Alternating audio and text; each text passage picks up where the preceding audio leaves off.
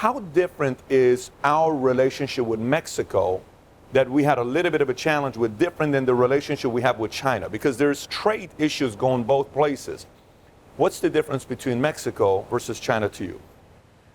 Well, first, I think Canada and Mexico have been our number 1 and number 3 export markets. China's number 2. Mexico and Canada have been number 1 and number 2 because they're neighbors. They're right next to us. And then China is right there in between. Got it. Now, Mexico's actually become number 1 this year because of the problems with China. But the difference, there are a couple differences. One is we build things with Canada and Mexico.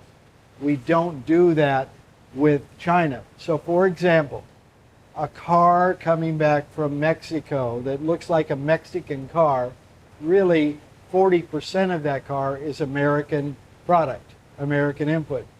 The car was coming in from China, maybe 4% might be American product. So there's a real difference. And then if it was Canada, 25% or 20%. So the difference is we make things together with our neighbors. We don't do that with China. The other thing is we don't have the problem with intellectual property theft that we have with China with our 2 neighbors. They respect our intellectual property. We've had these rules under the NAFTA trade agreement since the early 1990s. We've had problems, but we've worked them through. We have a really smooth relationship. And the private sector has built these big networks of trade for lettuce, avocados, other things, but for cars, for building things together. That's different with China.